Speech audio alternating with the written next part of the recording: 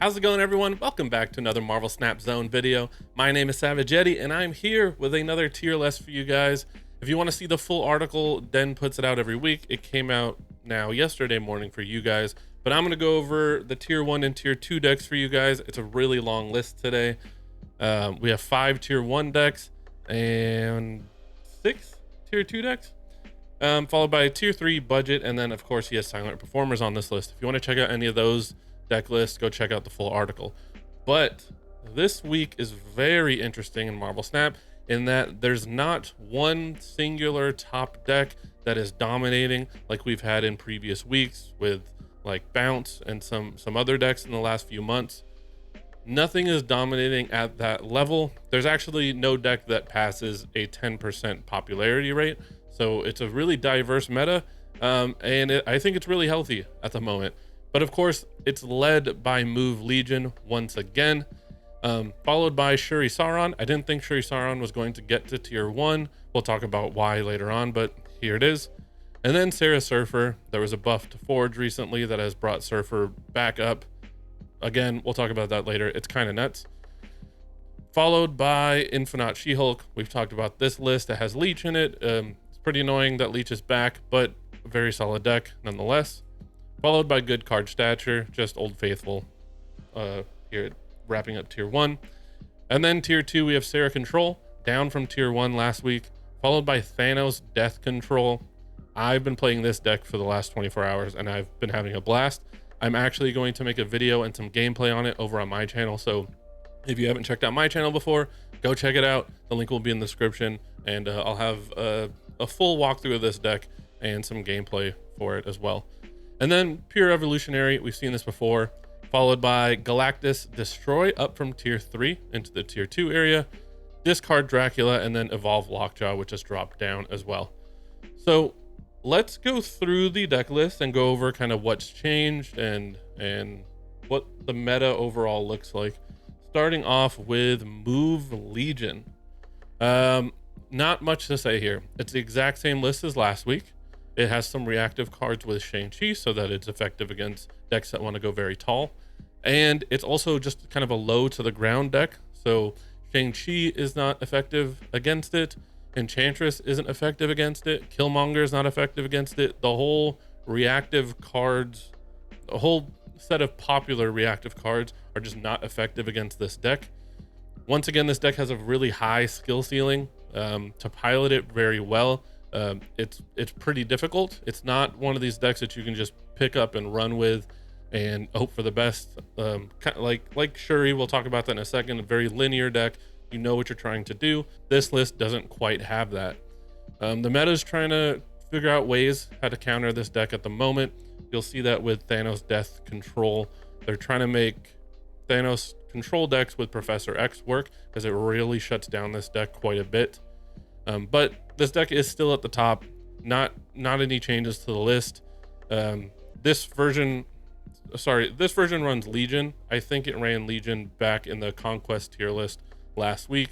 I think in the latter tier list I had Nightcrawler, but in this list it runs Legion, and I think that's just a better, more solid deck anyway. Next deck is Shuri Sauron. This is the exact same list that we've seen week to week, so I'm not going to talk about it too much. It's a very easy deck to climb with because as I said earlier, your goal is very clear. What you're trying to do is very clear. You're just trying to get a big minion out with Shuri and a Taskmaster on another lane. You have armor to protect whatever you make. And then you have Enchantress as both a reactive card and a way to get rid of your ongoings that are not beneficial to you. But again, Shuri, it's at tier 1 now. Solid deck, easy deck to climb with. Next up, one of the decks that I'm really excited about is Silver Surfer is back. This is just a Silver Surfer list. There are plenty of other Silver Surfer lists. I actually have one, again, plugging my channel. I have one going up this morning. It should be going up at the exact same time as this video, where I talk about a list. It's some big card Surfer where you're playing like Dakin and Thor and those kinds of cards with Maximus. This deck list doesn't have Maximus in it, but this is kind of encompassing all Silver Surfer decks. The main change here is that Forge now gives +3 to the next card you play. And so Forge into Brood gives you 15 power on the Brood lane on turn 3, And then you have Absorbing Man, where you can play Absorbing Man after you play the Brood. It doesn't copy the power, but because Absorbing Man is 5 power, you get another 15 power on the other lanes. So essentially, with this deck, you can have 30 power out, slightly more than that, but about 30 power out by turn 4, and that's insane. A lot of times when you get Brood out on turn 3, people just give up on that lane. It's 15 power. It's a lot to try to come over the top on. And then you can just battle to try to win one of the other lanes, lock down something with Storm. It's just a very good deck at the moment. It's your same standard Surfer list that we see all the time, but this buff to Forge is just kind of taking it to another level. You also have the possibility to take out Nova and maybe Killmonger, possibly throw in some other tech cards in there. There's some lists that are running Kraven. If you're facing a lot of that move deck, just dropping Kraven for 2 and letting them buff it for you is just pretty good. So again, solid list, not much else to say about it. The next list, we saw this last week. I think it was there the week before as well. It was also in some of the Conquest lists. This is my favorite Infinite She-Hulk list. I really like the Moon Girl as far as the fun factor is concerned, but as far as climbing and just a solid deck list, this one wins. It's very consistent. The goal is to get magic out on 3. You can play Cyclops and your other cards to fill in all those other early turns. On turn 5, you're looking to leech so that it turns off all of their location control, location altering cards like Legion or Scarlet Witch. So you can safely skip your turn on turn 6, have a free She-Hulk into an Infinite. It's just a lot of power, and you have the Hulk here as an extra. I don't want to call it a backup because it's just a good play to play something on 5 like Leech, and then you have a play on 6 with Hulk instead of just relying all the way on Infinite. But obviously your main goal is to get Infinite out with the She-Hulk. So in that sense, Hulk is a backup, but just a very solid second option, especially if you're floating a lot of energy with Cyclops or Misty Knight in there. Also worth noting, playing Shocker to try to discount the She-Hulk or the Infinite will allow you to skip turn 5 and then play She-Hulk Infinite on turn 6. So those are kind of your main targets for Shocker. But again, very solid deck, really consistent. There's not any reactive cards like Shang-Chi or anything like that, but you don't really need it. It's kind of the same focus as Shuri, as the Shuri deck, where there is no reactive cards. You're just trying to go as big as possible. But this is a little bit more flexible and less committal because you're dumping all of your cards on the last turn. Whereas with Shuri, you got to get that one card out on turn 5 and then copy it somewhere else so they know what you're doing already. The next deck, Good Card Stature. I am tired of talking about this list, so I'm going to make it very brief. Very strong deck, very consistent. Shang-Chi and Enchantress, reactive cards. Zabu with a bunch of 4-drops is amazing. Fill your opponent's deck up with rocks, make them draw rocks, have dead draws. That's amazing. Black Bolt and Stature is in this current iteration of it. You have the ability to play Legion in there instead, and then swap out Stature for something else if you'd like. But overall, this is just a good card shell. I call it Old Faithful. It's a solid deck, and it's kind of the benchmark, I think, right now in Marvel Snap, where if a deck needs to compete, this is the level that it needs to get to. Otherwise, there's no reason in a competitive sense to play whatever that other deck is. Next up, tier 2, we have Sarah Control. We've seen Sarah Control quite a bit in these lists in tier 1 and tier 2. Again, just a solid all-around list. You have reactive cards with Shang-Chi, with Killmonger.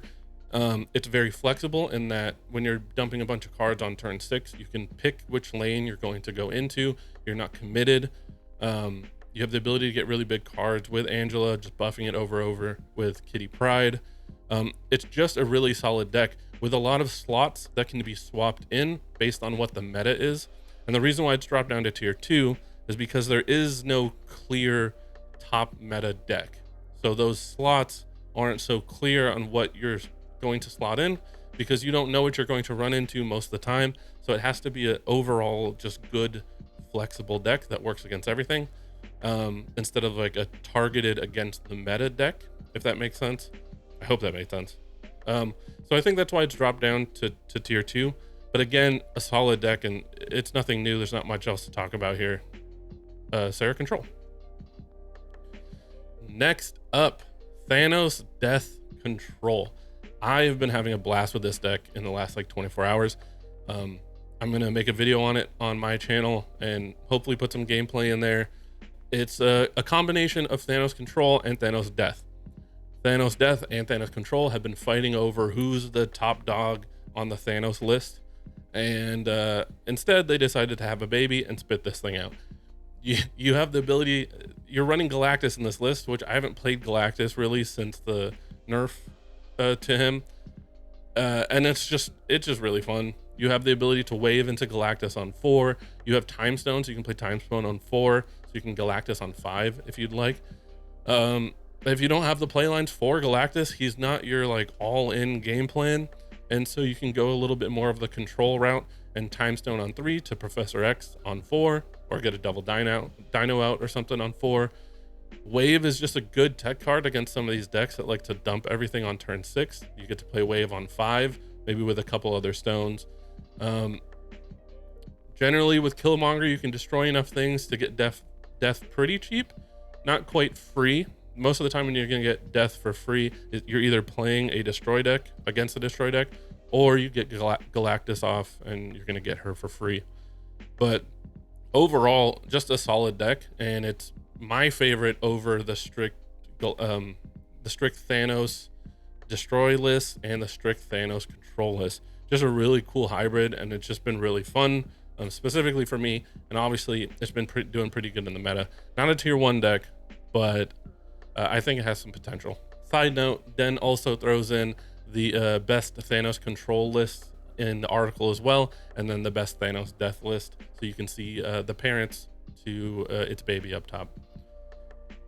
Followed by Pure Evolutionary. This version of Pure Evolutionary relies heavily on She-Hulk, and it's kind of more geared like an Infinite She-Hulk list, where Luke Cage isn't actually played in this deck at all. But your goal, obviously, with this deck is to get as many negative power cards on your opponent's side. So you have Scorpion to do that, you have Wasp, Cyclops, the Thing. Try to get as many cards infected with negative power, so you can get a very cheap Abomination, you can get a very cheap She-Hulk if you float some mana. And of course, just like the Infinite She-Hulk list, this version runs Leech. I don't know if I like this version better than the Luke Cage version that we've seen in previous weeks. Apparently this one is performing better. I'm not sold on it. It is tier 2. I think it's more towards the bottom of tier 2. Not much else to say about it. Try to get a cheap Abomination, a cheap She-Hulk, and dump some power. It just seems a lot weaker than the other lists that we've seen by like a significant portion. But give it a try, and maybe you'll have more luck than I had with it, and maybe you have more faith in it than I do. Next up, Galactus Destroy. This deck made it into tier 2. It does not have death in it. It does not have null in it. It's very much an all-in on Galactus on turn 6. The Galactus isn't, you try to make it your main win condition, but you also have Destroyer to get some Destroy stuff off. Essentially, your goal is to get Shuri into a Nimrod and then just destroy that Nimrod somehow, whether that is with Galactus, probably gives you the best chances of winning, or playing both Carnage and Venom on turn 6 to double destroy Nimrod, or a Destroyer on turn 6. You've seen lists like this. It's not an all-in Galactus deck. It's not a cheat out Galactus deck. It's just a destroyed Nimrod deck that runs Galactus as well. Next up, we have discard Dracula. This list is actually running Gambit and Absorbing Man. Specifically, Gambit's very effective in getting rid of your opponent's Zabu that they played on 2, or Craven against that move list up top. Get rid of there and kind of ruin your opponent's plans. Spider-Ham is appearing less in the meta, so Apocalypse is less affected. But this deck's just barely hanging on to tier 2. Outside of the Gambit Absorbing Man change, there's really not much. You've seen this kind of deck before. It's a discard Dracula deck with Dakin thrown in. So if you're interested in this kind of a deck, give it a shot. You'll still be able to climb ladder effectively with it. Is it as good as the other decks? No, but it's a well put together deck, has a clear game plan. Try it out. And next up, Evolve Lockjaw. We've talked about this a bunch. Not going to talk about it too much. It's the same list. Magneto's a little bit more effective now because a lot of the top decks rely on 3 and 4 cost cards, so it can move stuff around. But overall, it's the same list. It has the same problems as before against Shang-Chi. And it's just barely hanging on to tier 2. So not really in the conversation of topping the meta in any way, but another solid deck. So give this one a shot as well. And so overall, to wrap it up, the top 5 decks, all these tier 1 decks, just seem to be a few steps ahead of anything that's in tier 2. I'm really hopeful for Thanos Death Control to maybe improve slightly on a few cards and sneak up there into tier 1, because that deck is really exciting to me. But overall, it's really these 5 tier 1 decks that are the meta and that are the decks to beat. I'm excited to see X23 coming out. It should have come out tonight. I haven't gotten really a chance to try it. Been working on some videos and such. But X23 looks to be pretty exciting, and I'm most excited for Silver Samurai next week. I think that that's going to give some boost to like some other stature lists, not just this good card stature, but maybe some other discard list, other stature lists. So I'm excited to see what people do with those cards. I do one of these tier list videos once a week for each conquest and for ladder. So if you're not subscribed to Marvel Snap Zone, make sure you subscribe. I also have my own YouTube channel where I talk about Marvel Snap stuff. I do bundle breakdowns. I do deck videos for some of these decks and just some other creative decks that I find and that I get from Glazer. You guys know Glazer. And that's it. As usual, if you love all things Marvel Snap, make sure you like and subscribe, hit the bell. I'll see you in the next one.